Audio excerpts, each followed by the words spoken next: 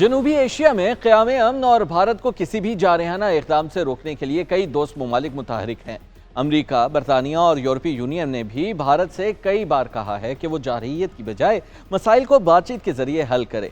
भारतीय वज़ीर आज़म नरेंद्र मोदी मसाइल को मुज़ाकरात की बजाय ताकत के जरिए हल करने के ख्वाहिशमंद है। वो इस गलत फहमी का शिकार हैं कि उनके पास दुनिया या खित्ते के फैसले का कोई इख्तियार आ गया है, जबकि मोदी ने बड़ी रौनक के साथ धमकियां दी थीं, लेकिन अब उनके गुब्बारे से भी ये हवा निकल चुकी है।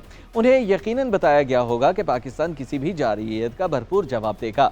आलमी बरादरी कोशिशें तो कर रही है, लेकिन खित्ते में कशीदगी बरकरार है और जंग के बादल भी मंडला रहे हैं।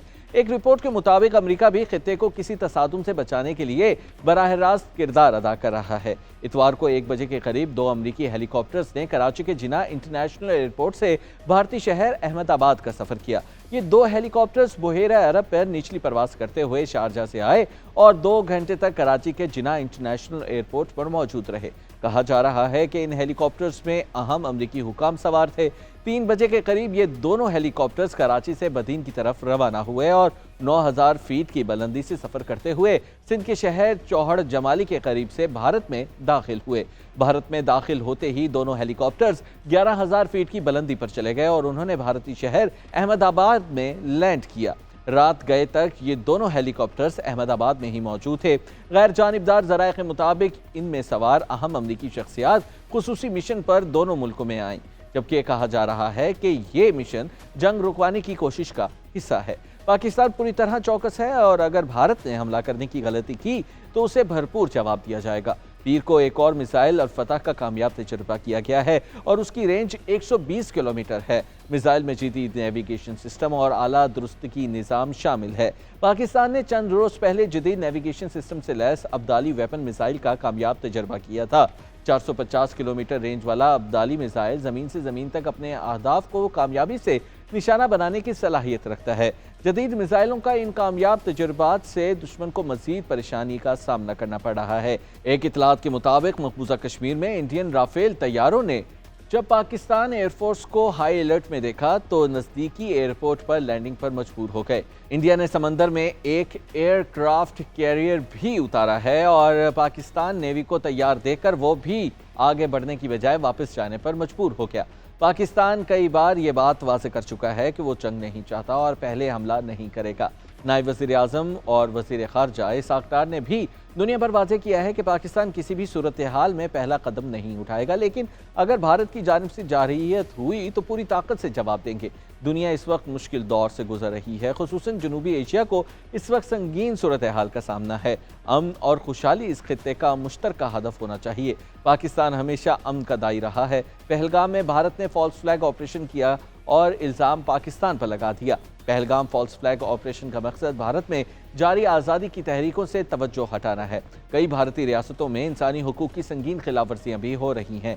भारत खित्ते में करोड़ों लोगों की ज़िंदगियों को खतरात में डाल रहा है। भारत धौंस और पाबंदियों के बाद हमारी कौमी सलामती कमेटी ने अहम फैसले किए हैं और इन फैसलों पर फौरी अमल दरामद किया गया है। सिंतास मुआहिदे को मुअत्तल करना आलमी क़वानीन की संगीन खिलाफ वर्जी है।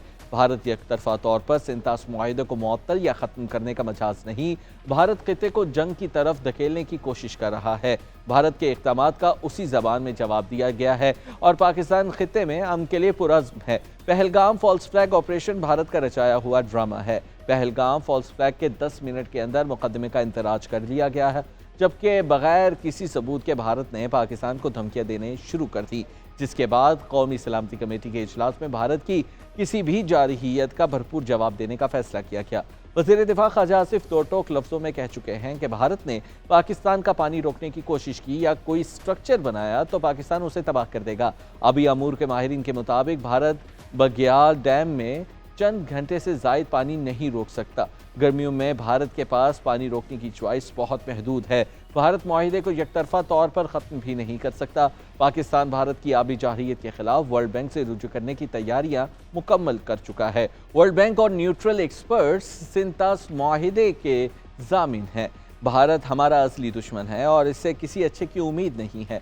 भारत ने बघियार डैम के जरिए दरियाए चनाब का पानी रोक दिया है। बाबरा के आदादोशुमार के मुताबिक दरियाए चनाब में पानी की आमद 29,300 क्यूसिक कम होकर 5,300 क्यूसिक रह गई है। भारत पाकिस्तान के हिस्से का पानी रोकने के लिए मुख्तलिफ हथकंडे इस्तेमाल कर रहा है।